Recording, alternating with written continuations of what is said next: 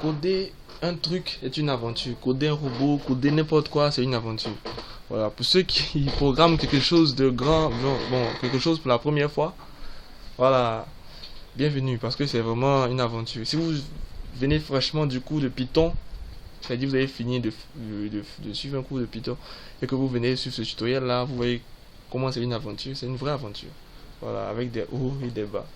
Donc là, on est content de voir nos ordres et tout, mais après, il peut y avoir des erreurs et puis ça va vraiment faire chuter nos émotions. Donc dans cette partie, on va voir comment pouvoir envoyer des ordres par intervalle de temps.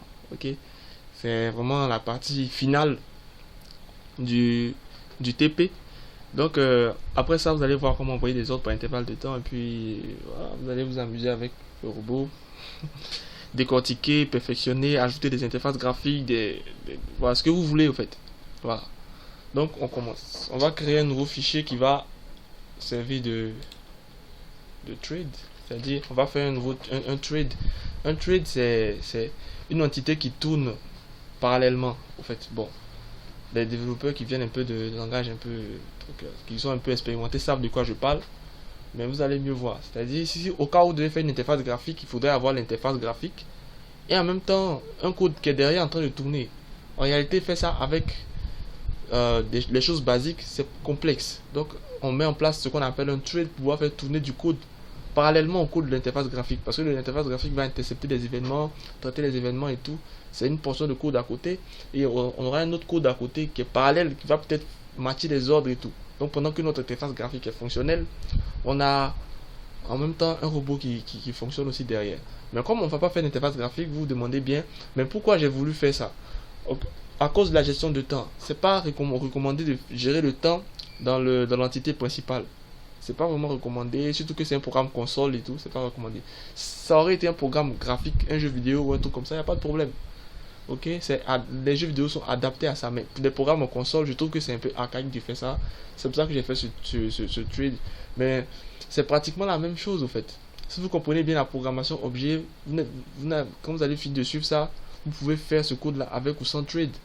Voilà. Vous n'êtes pas obligé de le faire avec un trade. Il suffit juste de comprendre ce qui est fait à l'intérieur. Donc, on va commencer. J'enregistre, je fais bot trade pour le PY. Puis j'importe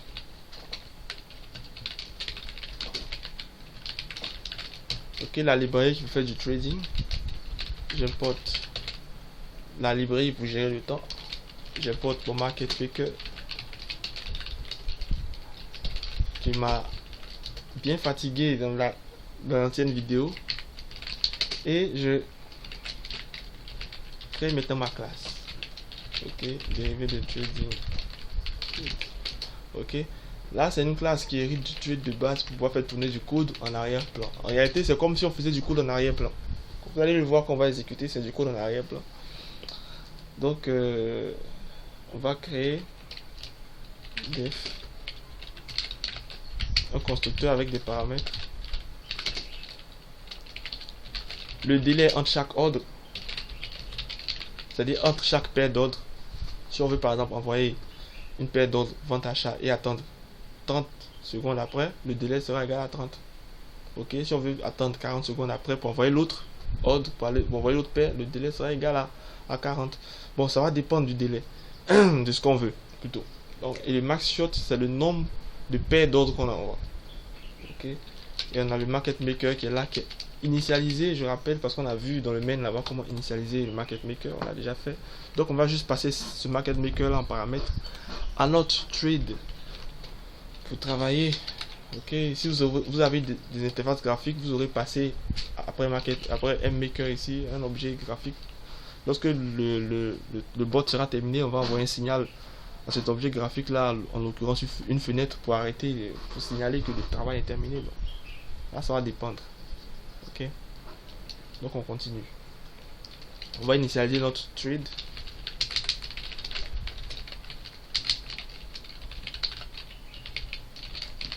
Self. Et c'est tout. On va mettre nos variables de classe.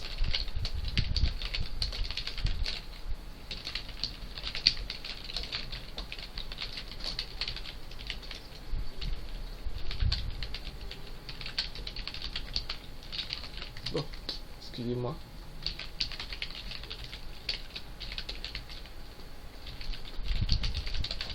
Voilà, je récupère le temps actuel. C'est-à-dire, on suppose que le dernier shot a été fait à ce moment-là, au moment de l'initialisation. Ok, vous allez mieux comprendre ça lorsqu'on va implémenter le truc. Donc on a fini. On fait def run. C'est une méthode de cette classe là qu'on réimplémente qui va contenir le code opérationnel de notre thread. Ok, je rappelle que vous n'êtes pas obligé de faire un thread. Moi je fais ça parce que c'est ce que j'ai voulu. Je me suis dit, j'ai fait quelque chose pour que tout le monde puisse être à l'aise. Parce que souvent entre nous développeurs, lorsqu'on tombe sur du code qui est trop élémentaire, ça nous ennuie. On veut voir quelque chose de, voilà, des choses un peu complexes. En même temps aussi, il faudrait faire du code pour les gens qui débutent et tout. Donc j'ai choisi un intermédiaire. J'espère que vous ne trouvez pas que le code est trop complexe. Dans tous les cas, je suis toujours là. Si vous avez besoin de quoi que ce soit comme support et tout, il n'y a pas de problème, je peux vous aider. Donc je continue. Je vais faire une variable pour récupérer le nombre de shoots restant, le nombre de paires encore à envoyer. Et je dis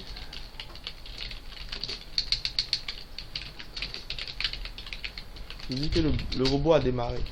Ok, il faudrait signaler au niveau de la console pour dire que le robot a démarré. Et on va créer un reporting. Ok, ça c'est le market maker qui est là et on fait send order, c'est-à-dire on envoie la paire d'ordres. Ok, et on va dire, on va donner des informations sur l'ordre qu'on a envoyé.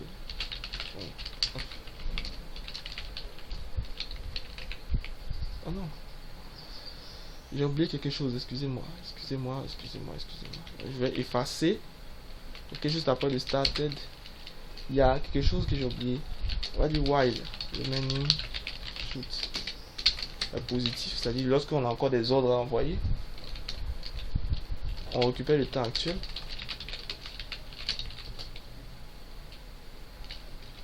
On va dire si tm self last shot time. En gros, si assez de temps s'est écoulé, là ça veut dire que si de la période actuelle jusqu'à la période du dernier ordre envoyé, on a eu le délai qui s'est écoulé ou bien qui a été dépassé même, il faudrait maintenant faire encore une autre opération.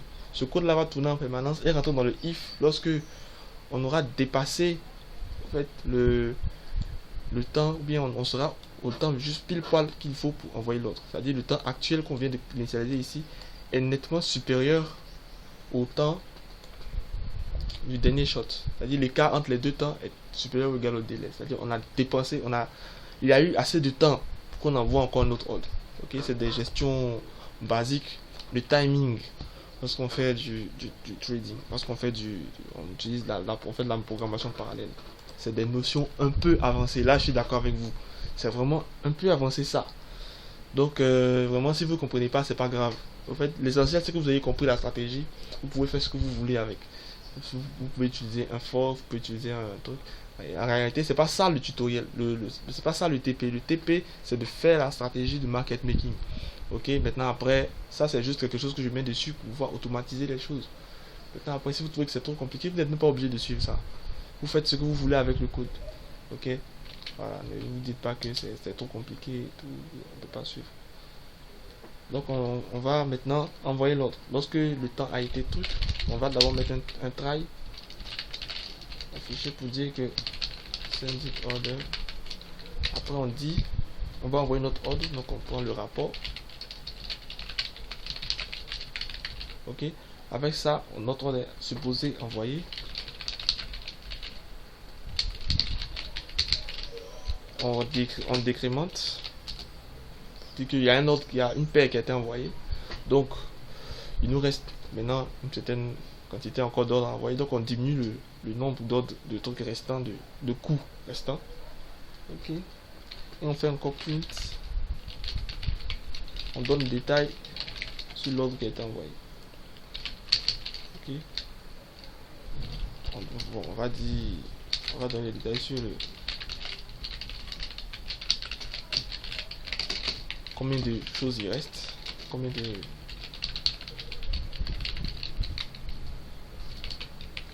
c'est ça, c'est pas ça la syntaxe.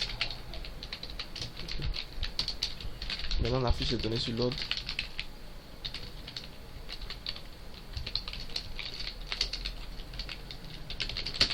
Le prix d'achat, le prix de vente. J'affiche tout ça à la console pour que on puisse voir en fait à chaque fois qu'un ordre s'en va, qu'est-ce qui est vraiment envoyé, le prix milieu. Il y a plein d'informations dans le report. Je rappelle que le report c'est celui qui est retourné à ce niveau là. Vous voyez, il y a la quantité même à l'intérieur. Vous pouvez même calculer le bénéfice si vous voulez. Bon, c'est pas très utile parce que les ordres n'ont pas encore été matchés, mais c'est des exemples de ce que vous pouvez faire. On va mettre le format. Je fais report. Oui.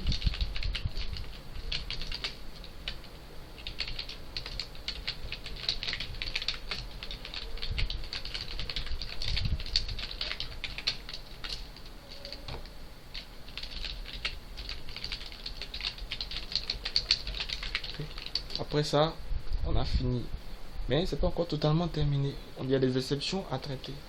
Okay. Donc on va faire except. Market. Error as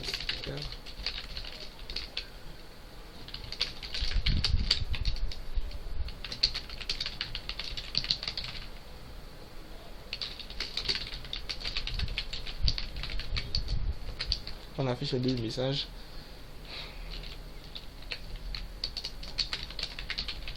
On break, on arrête tout au cas où il y a une erreur. Ici il y a une autre erreur qu'on ne connaît pas.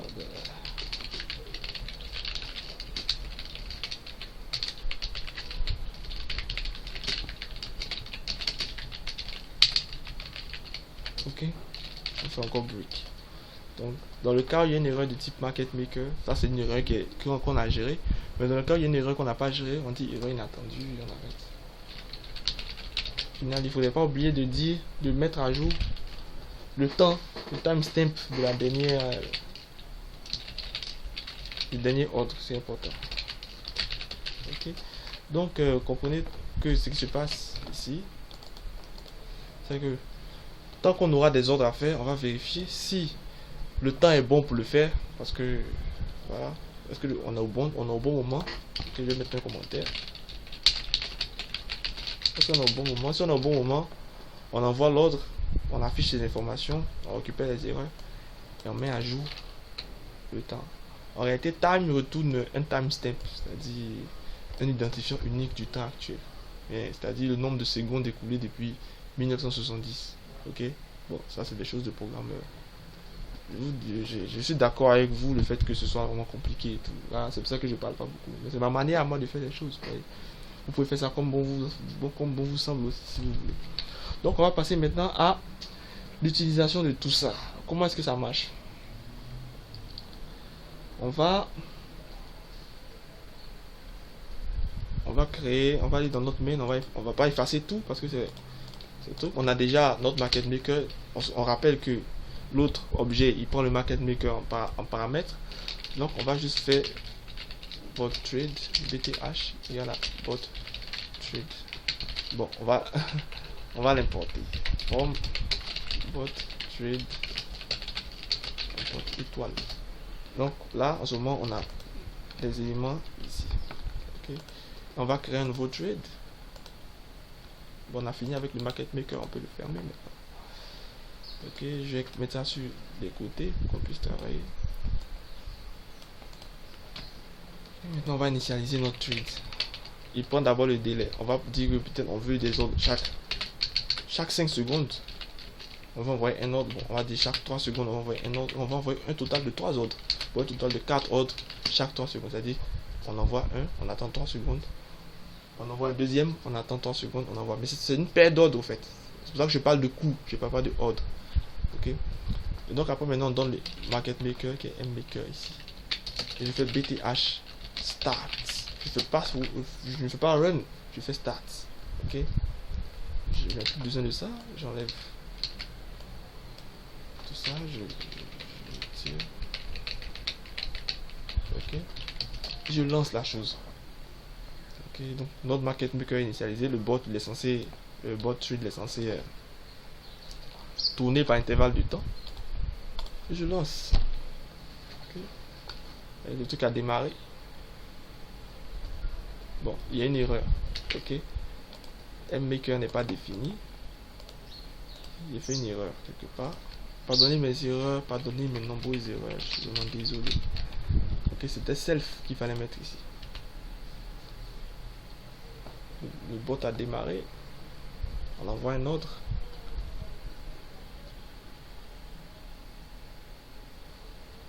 Ok. On a un résultat, c'est que l'autre est parti. Les autres sont partis. Vous voyez, les choses sont ajoutées ici. Okay. C'est un peu retardé parce que on n'est pas en cloud. Ok, donc il faudrait vraiment, si vous voulez faire tourner un robot, mettez-le sur un serveur cloud où la connexion est beaucoup plus rapide. Ok. La connexion d'ici est un peu lente, donc les autres mettent un peu de temps avant de partir. Il faudrait que vous compreniez ça. Ok, donc vous voyez, sans que j'ai à intervenir, mes autres s'en vont. Les autres s'en vont. Okay. Voilà. Il y a des autres qui sont envoyés en temps réel sur la plateforme sans que je bouge. Sans que je bouge. C'est vraiment ça la magie du bot de trading.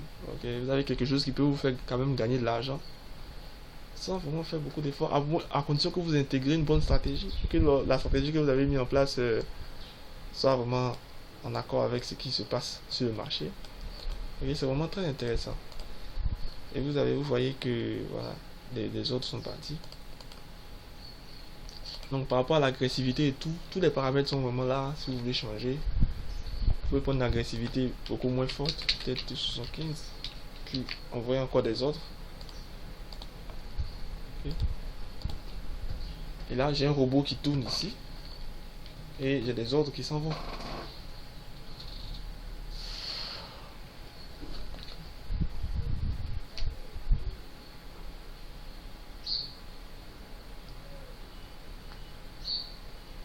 Ça c'est dû au dumping qu'on fait au niveau du market maker. Il y a un print que j'ai ajouté pour gérer les erreurs.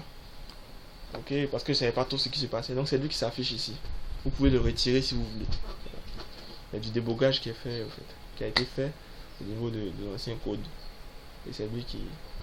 Mais ce qui est important, c'est qu'on a une exécution en temps réel de nos ordres. Ok. Maintenant, libre à vous de mettre une interface graphique derrière, de mettre, je sais pas, une page web derrière. Ça dépend. Ça dépend de vous. Voilà, ça dépend vraiment de vous. Ok. J'espère que vous avez appris des choses avec ce tutoriel et que vous allez les mettre en pratique. Que ce soit sur Bittrex ou ailleurs, ça va vraiment me faire plaisir de savoir que je vous ai transmis quelque chose, que je vous ai appris quelque chose qui vous est utile.